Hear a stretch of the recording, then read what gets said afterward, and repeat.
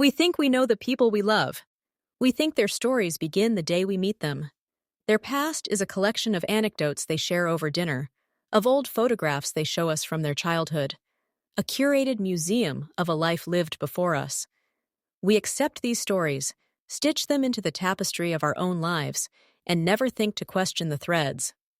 My husband, Daniel, had a past like that. A simple one. Or so I thought. We'd been married for 10 years, 10 good years, the kind of comfortable, easy love that people write songs about. He was an architect, a man who built things, who saw the world in lines and structures and solid foundations.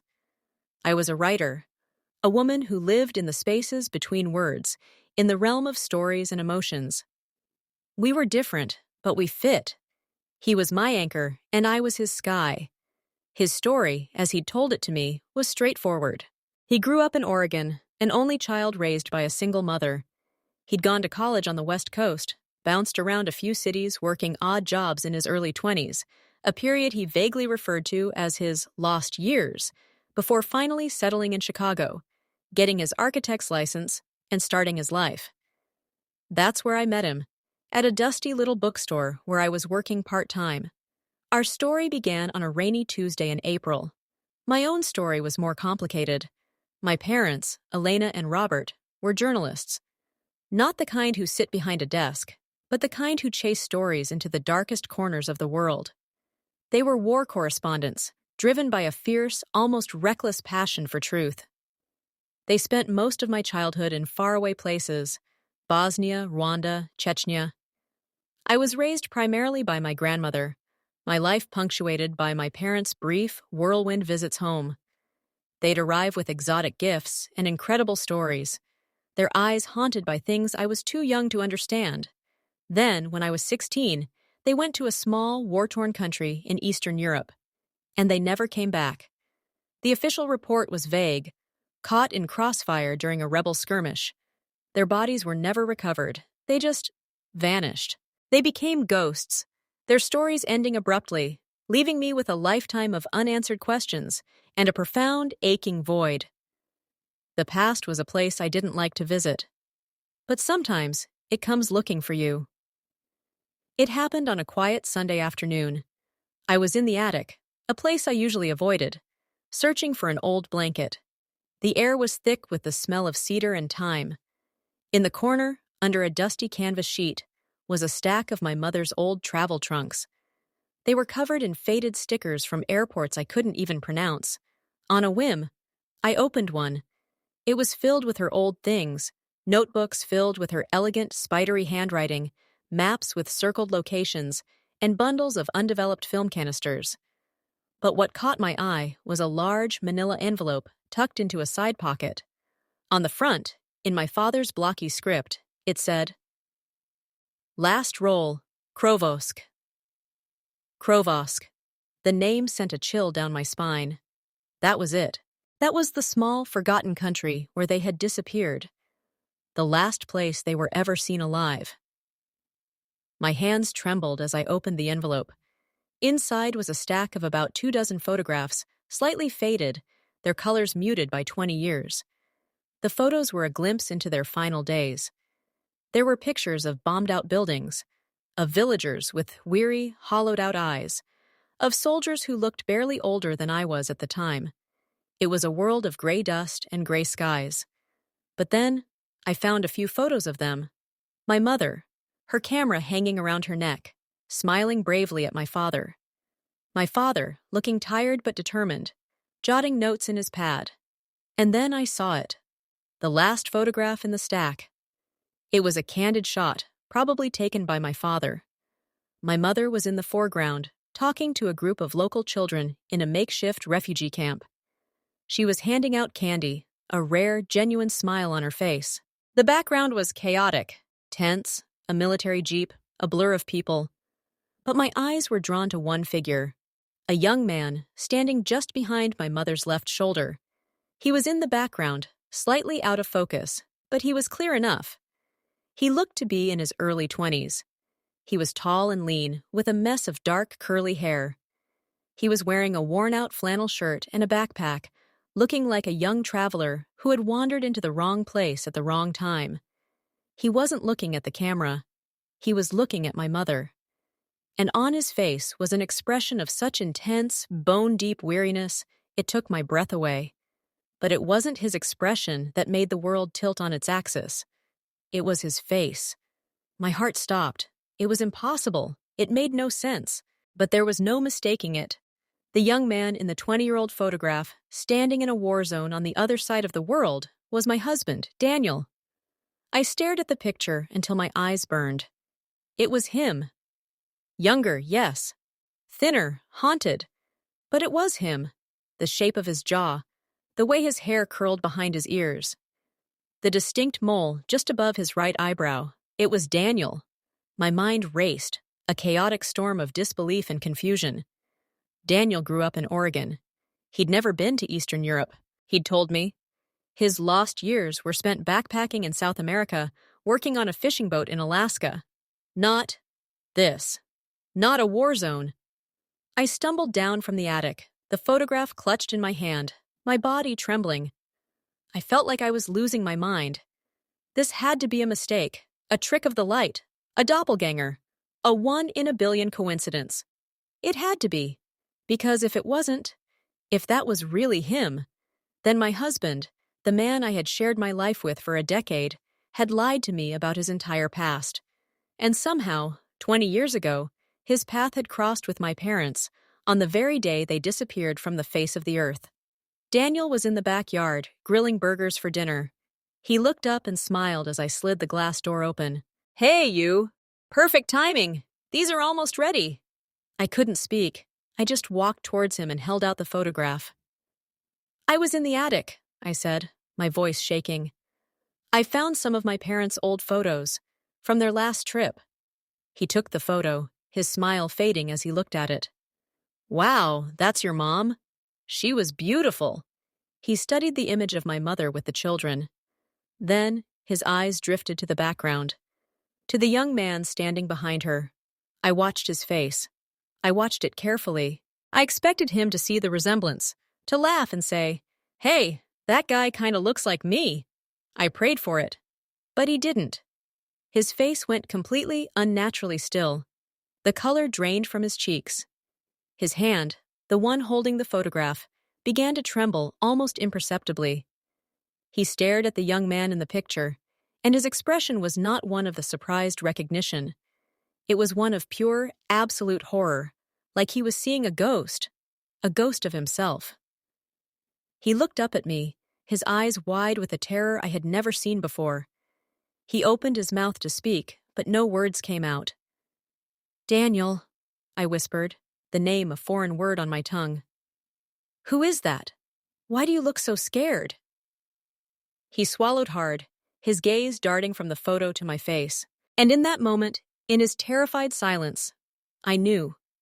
It wasn't a coincidence. It wasn't a doppelganger.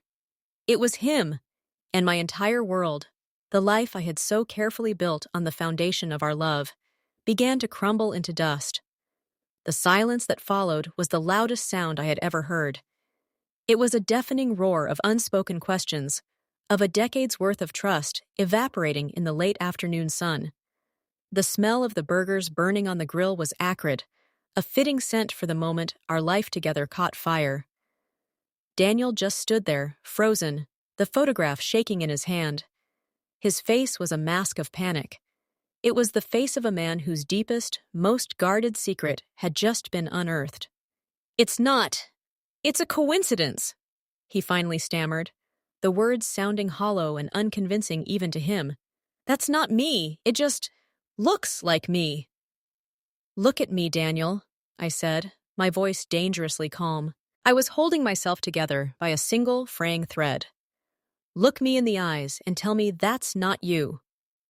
He couldn't. His gaze dropped to the ground. He shoved his free hand through his hair, a nervous gesture I'd seen 1,000 times, but one that now seemed alien and suspicious. "Anna, you're overreacting. It's an old, blurry photo." "The mole above your right eyebrow isn't blurry," I shot back, my voice sharp. "The scar on your chin from when you fell off your bike as a kid? I can see it. It's you. Don't lie to me. Not about this. I saw the fight drain out of him. His shoulders slumped in defeat. He sank onto one of the patio chairs, the photograph still clutched in his hand, and put his head in his hands. The smoke from the grill billowed around us, a hazy curtain separating the life we had this morning from the one we had now. I never wanted you to see that, he whispered, his voice muffled. I prayed you would never find it.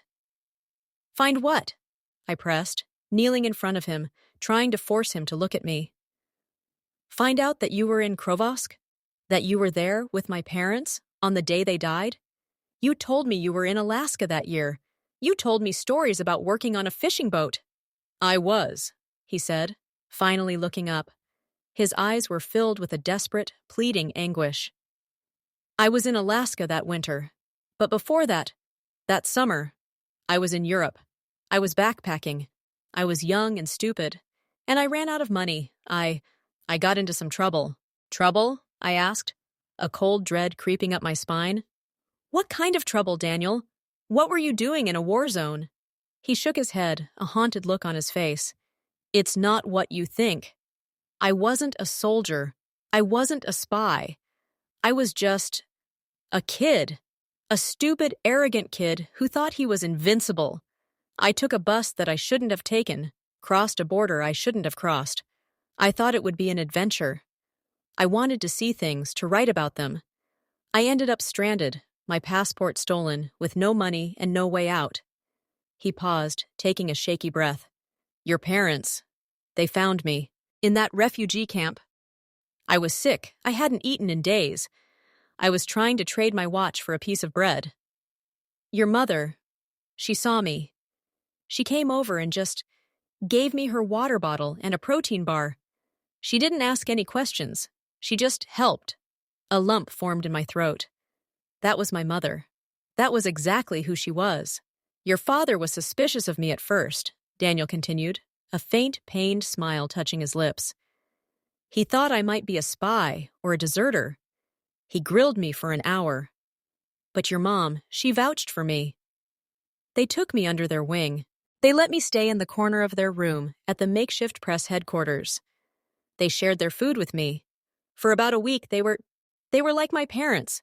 They were trying to arrange a way for me to get to the American embassy in the next country.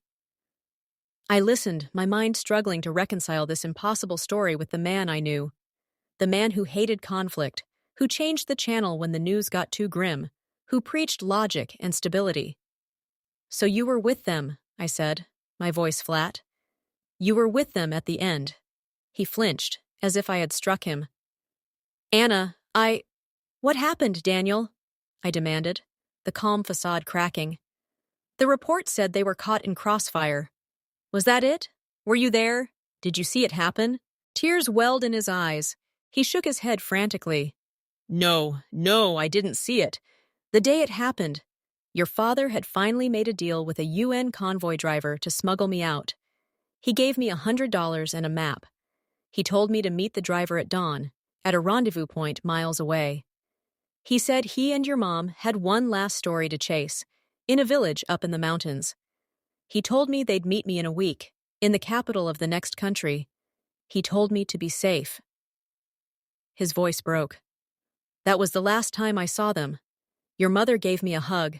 She told me I had my whole life ahead of me, and to make it a good one. I left before sunrise. I walked for 2 days. By the time I made it across the border and found a newspaper, they were already gone. The headline said 2 American journalists were missing, presumed dead. I panicked, Anna. I was a kid. I was terrified. I thought people would blame me, that I'd be questioned. I just ran. I got to the embassy, got a new passport, and I came home. And I buried it. I buried all of it. He looked at me, his face a mask of shame and grief. I never told anyone. Not my mother, not my friends, and not you, especially not you. When I met you, and you told me about your parents, I almost told you then. But I was a coward. I was afraid you would hate me, afraid you would see me not as the man you were falling in love with, but as the ghost from your past. I was afraid it would break us. He was right. It was breaking us. I felt like I was drowning, suffocating under the weight of his 20-year-old lie. It wasn't just one lie, it was 1,000 lies. Every time he'd told me a story about his past, every time he'd glossed over those lost years, he was actively choosing to deceive me. Our entire foundation was built on a lie of omission so profound it had reshaped our entire reality. "So all this time," I whispered, the betrayal a bitter taste in my mouth, 10 years. You let me grieve for them alone. You let me wonder about their final days, and you were there. You knew them. You knew what they were like in the end. You had memories of them that I don't have, and you kept them from me. "I'm sorry," he sobbed, reaching for my hand. "Anna, I am so sorry." I pulled my hand away. I couldn't bear his touch. He felt like a stranger. The man I had married was logical, stable, and honest to a fault. This man, this stranger with my husband's face, was a man who had built his life on a foundation of fear and deception. I stood up and walked back into the house, leaving him on the patio with the burning burgers and the ghost of our past. I went to our bedroom and closed the door. I sat on the edge of the bed, the photograph in my hand, and I stared at the two faces. The mother I had lost, and the husband I was no longer sure I had ever truly known. The silence of the house pressed in on me, and for the first time in 10 years, I felt completely and utterly alone. Sleep didn't come that night. I lay in bed, rigid, a wall of pillows between me and Daniel. I could hear him breathing in the dark, a sound that had always been a comfort, but now felt like the presence of a stranger. Every time I closed my eyes, I saw the photograph. I saw my mother's smile, and I saw the haunted, weary face of the young man who was my husband. The lie wasn't a single, isolated thing. It was a cancer that had been growing in the heart of our marriage for a decade. Now that it was exposed, it began to metastasize, infecting every memory, every shared moment. I replayed our life together in my head, but now through a new, distorted lens. Our first date, when I told him about my parents.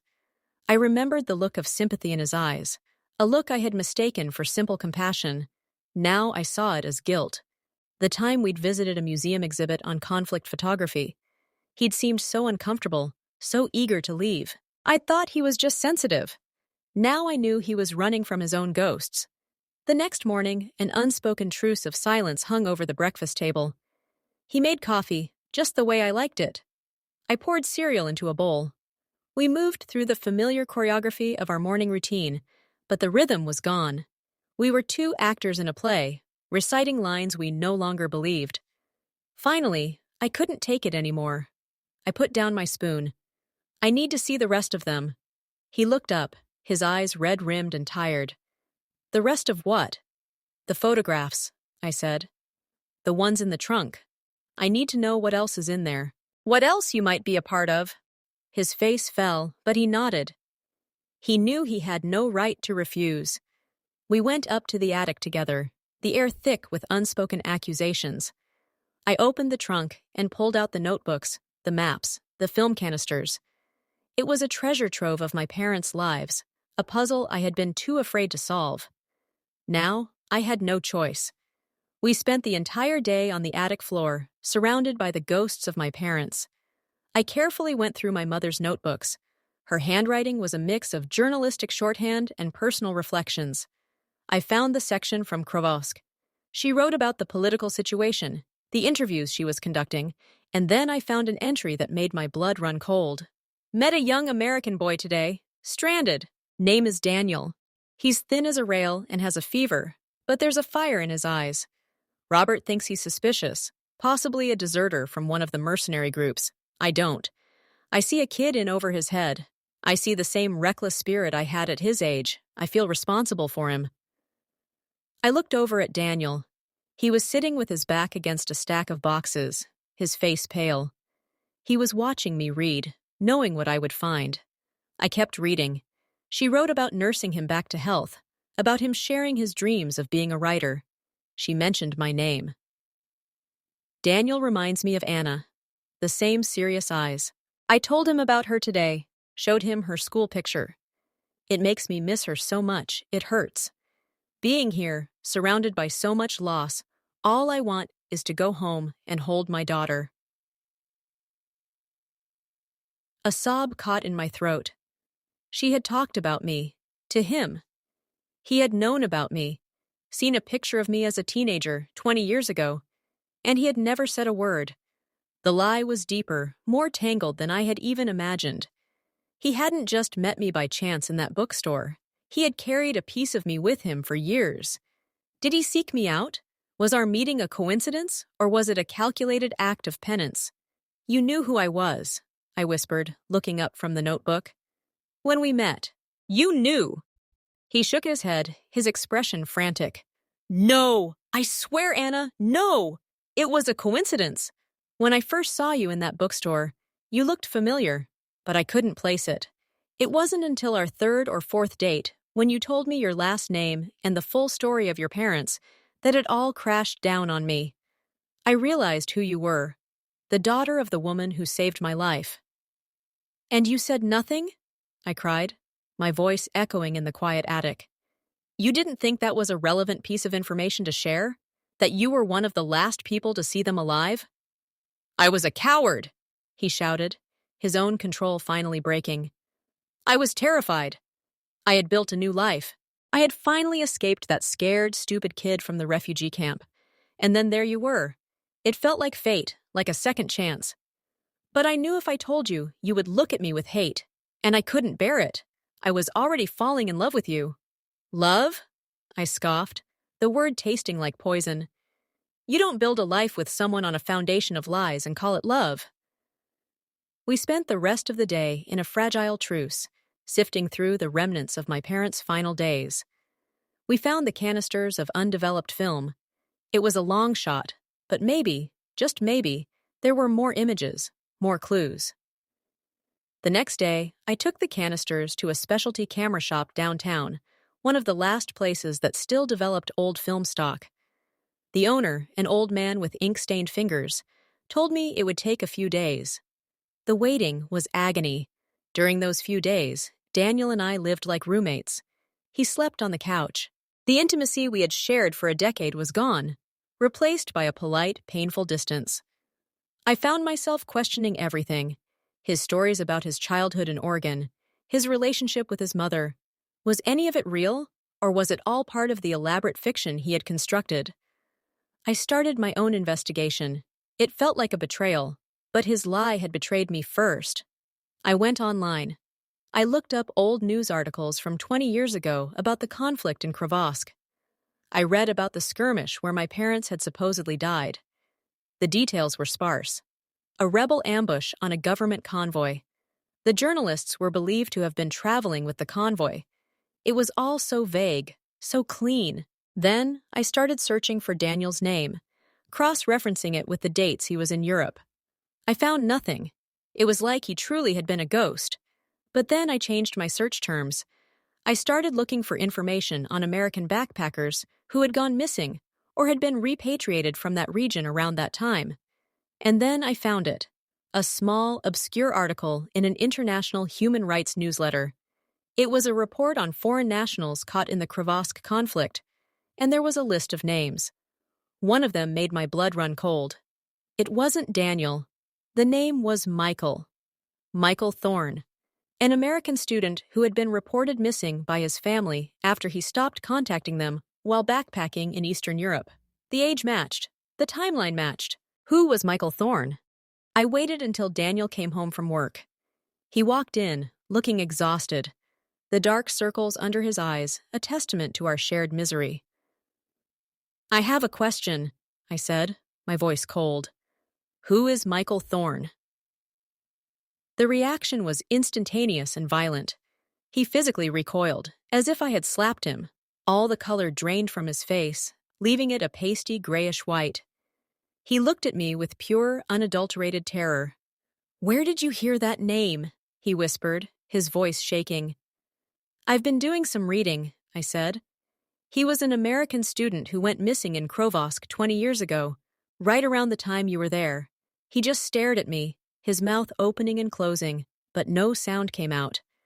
The carefully constructed walls of his identity were crumbling, and I was seeing the man behind them for the first time. The man he had been running from for 2 decades. "That's your real name, isn't it?" I asked, the pieces clicking into place with a horrifying certainty. "Daniel Collins isn't real. You stole a name. You created a whole new identity. The man I married doesn't exist." He sank onto the sofa, a broken man. He didn't deny it. He couldn't. "My name is Michael Thorne," he confessed, his voice barely a whisper. Daniel Collins was a fiction I created to survive, a name I built a life around so no one would ever find the boy who was left for dead in Krovosk. The lie wasn't just a lie of omission. It was a complete fabrication. My husband was a phantom. I was married to a ghost. The love, the home, the life we had built, it was all built on the ghost of Michael Thorne. And I realized with a sickening certainty that the story of my parents' death and his role in it was far more complicated and far more dangerous than he had ever let on. The confession hung in the air between us, thick and suffocating. Michael Thorne. It sounded strange, foreign. I tried to connect that name to the man sitting on my couch, the man who knew I hated cilantro and always remembered to buy my favorite brand of tea. The pieces didn't fit. "Why?" I asked, my voice hollow. "Why a new name? What were you running from, Daniel? Or Michael? Or whoever you are? It wasn't just a stolen passport. You don't erase your entire identity for a stolen passport." He looked up at me, his eyes filled with a 20-year-old fear. "Because they didn't just steal my passport, Anna. They tried to kill me, and I thought they had killed your parents." The story he told me then was not the simple tale of a naive backpacker. It was a nightmare. The trouble he'd gotten into wasn't just running out of money. He had, in his youthful arrogance, taken photographs of things he shouldn't have. He'd stumbled upon a clandestine meeting between a supposedly neutral UN official and a brutal rebel commander known as the Butcher. He hadn't understood the significance of what he was seeing, but he'd snapped a few pictures from a distance, thinking it was a good story. He was caught. The rebels took his camera, his passport, and everything he had. They beat him severely and left him for dead in a ditch. He'd managed to crawl to a nearby village, which is where my parents had found him, delirious with fever and infection. "Your parents saved my life," he said, his voice raw with emotion. "But they also put themselves in danger by associating with me. The rebels were looking for me. They knew I'd seen the meeting. Your father, he was smart. He knew they wouldn't just let me go. He knew the official story of my stolen passport was the only thing that might protect me. He was trying to get me out of the country before they found me." My mind flashed back to the line in my mother's journal. "Robert thinks he's suspicious." My father hadn't suspected him of being a spy. He'd suspected he was in serious trouble. He had been trying to protect him. "The day I left," Michael continued, his voice dropping to a whisper, "your father's last words to me weren't just 'be safe.' He looked me dead in the eye and said, 'The story is never worth your life, son. Remember that.' He knew they were taking a risk, going after that last story in the mountains. I think he sent me away to protect me, to make sure at least one of us got out." "The official report," I said, my mind racing. "It said they were caught in crossfire during a rebel ambush on a government convoy. Was that a lie?" "I don't know," he said, shaking his head. "I wasn't there, but it always felt too neat, too clean. The Butcher, the rebel commander I saw, his men controlled that entire mountain region. There wouldn't have been a government convoy up there. It doesn't make sense." A horrifying thought began to form in my mind, a thought so dark I could barely give it voice. "You think they were targeted? Because of you. Because of what you saw." He didn't answer. He just looked at me, his face a mask of guilt and despair. The weight of that possibility, a weight he had carried alone for 20 years, was crushing him. He had spent his entire adult life believing he was the reason my parents were dead. That was why he ran. That was why he buried Michael Thorne and became Daniel Collins. He wasn't just hiding from the rebels. He was hiding from himself, from the unbearable guilt of his own survival. The next day, the phone rang. It was the camera shop. The film was ready. My hands were ice cold as I drove downtown. I didn't know what I would find. More pictures of dusty villages? Or something else? Something that would confirm my worst fears. The owner handed me a large envelope of prints and a CD with the digital scans. I didn't even look at them in the car. I drove to the one place I felt I could breathe, a small park overlooking the lake. I sat on a cold bench and opened the envelope. My heart pounded against my ribs. The first few photos were more of the same. Portraits of refugees, landscapes of devastation. Then, there were photos from inside the room my parents had shared, the makeshift press headquarters. And there he was, a much younger Michael Daniel, asleep on a cot in the corner, a book on his chest. My mother had taken a picture of him while he slept. It was a tender, maternal shot. I kept going. The last few photos on the roll were different. The quality was poor, grainy, and taken from a distance. They were blurry shots of a secluded clearing in the woods. There were two men, their backs mostly to the camera, deep in conversation. One was in a military uniform. The other was in a suit. It was the meeting. My husband's blurry, forbidden photographs had been on my mother's roll of film. She must have taken his camera, developed his film, and then rephotographed the most important prints herself, trying to preserve his evidence. She was protecting him, and then I saw the last photo. It was the clearest of the bunch, a close-up of the UN official's face as he turned slightly. It was a face I recognized, even after 20 years. He had been a prominent diplomat, a man lauded for his humanitarian work. He had retired a few years after the Krovsk conflict, citing health reasons. My mother hadn't been chasing a story about a rebel skirmish. She had been chasing a story about corruption and betrayal at the highest levels. A story that would have been explosive. A story that was worth killing for. And she had the proof, or at least she did. I drove home in a daze. The pieces of the puzzle were all there, but they formed a picture more horrifying than I could have imagined. My parents weren't casualties of war. They were victims of a targeted execution, silenced because of a story they were about to break. A story my husband had accidentally stumbled into. When I got home, Michael was sitting at the kitchen table, exactly where I had left him. He looked up as I entered, his eyes full of a weary dread. I didn't say a word. I just laid the final photograph on the table in front of him. The close-up of the diplomat's face. He stared at it, his breath catching in his throat. "She had it," he whispered, his voice filled with awe and horror. "She had the proof. I thought they'd destroyed it." "They didn't," I said, my voice shaking. "She saved it, and I think it's what got her killed." He looked up at me, and for the first time, the guilt in his eyes was replaced by something else. A flicker of the same fire my mother had seen. The fire of a young man who had wanted to tell stories. The fire he had spent 20 years trying to extinguish. "The notebooks," he said suddenly, standing up. "Your mother's notebooks. There has to be more." We ran back up to the attic, a new, frantic energy propelling us. We were no longer husband and wife in a broken marriage. We were two detectives, two partners united by a singular, desperate goal: to find the truth, to finish the story my parents had started. We tore through the notebooks again, this time looking for something specific. Codes, hidden meanings. My mother was a meticulous journalist. She would have had a backup.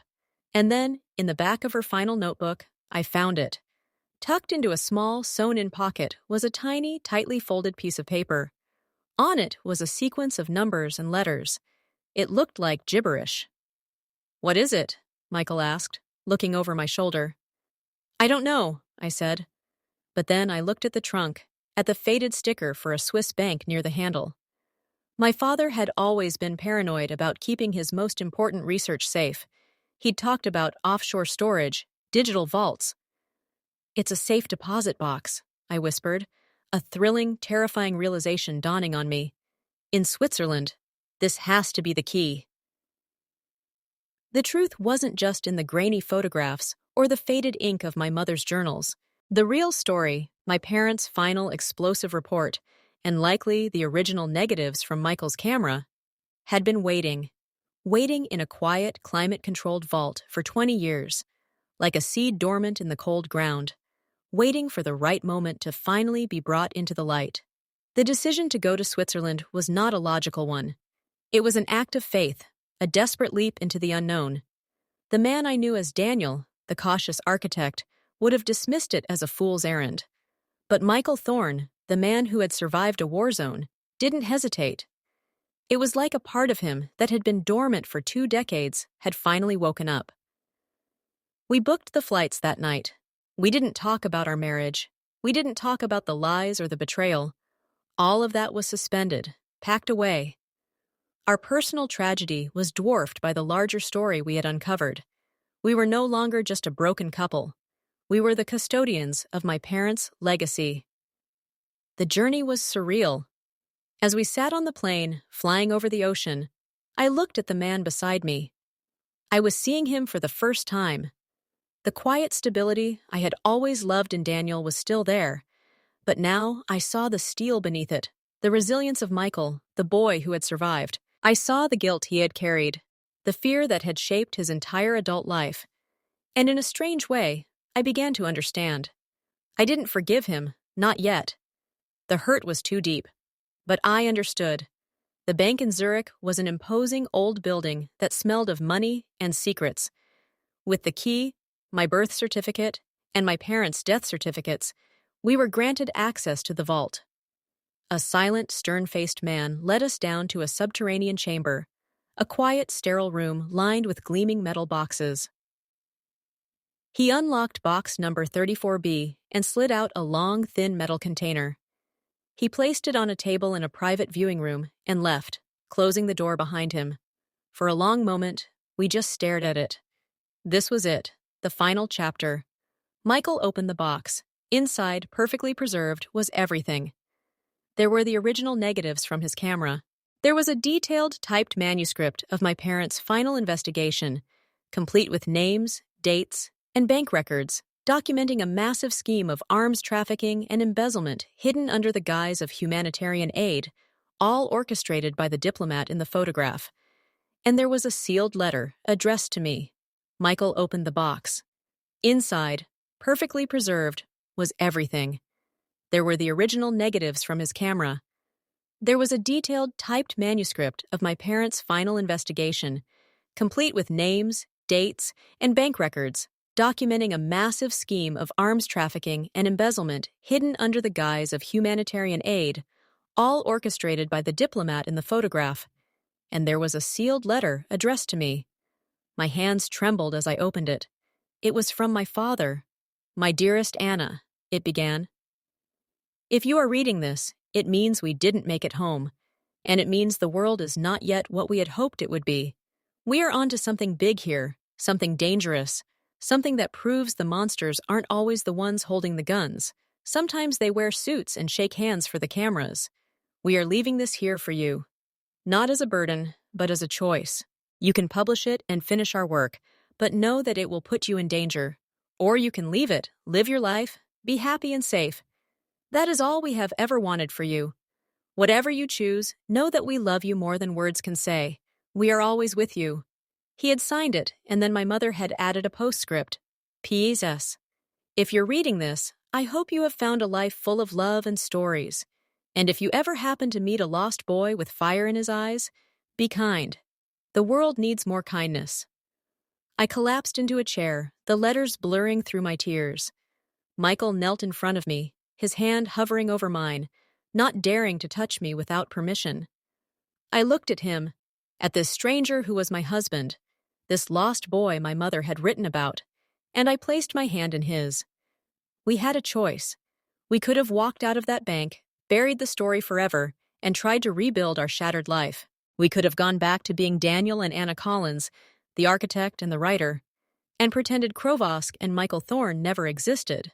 But we couldn't. We had come too far. My parents hadn't died for their story to be locked away in a vault, and Michael hadn't survived just to spend his life hiding. We didn't go to the press, not at first. The diplomat was old now, but he was still powerful, with powerful friends. We were smarter than that. We took the evidence to a trusted contact I had through my own writing career, a veteran journalist at an international newspaper, a man who had known and respected my parents. The story broke 2 months later. It was an explosion. It led to international investigations, arrests, and the complete dismantling of a network of corruption that had festered for decades. The diplomat's legacy was destroyed, his name forever tarnished. My parents' names were cleared. They were no longer just casualties. They were heroes who had died for the truth. In the aftermath, Michael Thorne legally came back to life. It was a complicated process, but we faced it together. He had to answer questions, to give testimony. He told his story, the whole story, for the first time without fear. And as he did, I watched Daniel Collins, the carefully constructed fiction, fall away, leaving the real man in his place, a man who was braver and more complex than I had ever known. Our marriage didn't magically heal. Trust, once shattered, is a mosaic, painstakingly pieced back together, the cracks always visible. But we started over, not as Daniel and Anna, but as Michael and Anna. We were building a new foundation, one based not on a comfortable lie, but on a difficult, complicated truth. The photograph that started it all now sits on my desk. It's a constant reminder that the past is never truly past. It lives in us, shapes us, and sometimes it comes back to offer us a second chance. I look at my mother's smile, and I see her love. And I look at the haunted young man standing behind her, and I no longer see a stranger who deceived me. I see a survivor. I see the boy my parents saved. I see my husband, Michael. And I know our story didn't begin in a bookstore 10 years ago. It began on a dusty, war-torn road 20 years ago. A story of loss and survival, of lies and truth, all tangled together, waiting for the right moment to finally be told.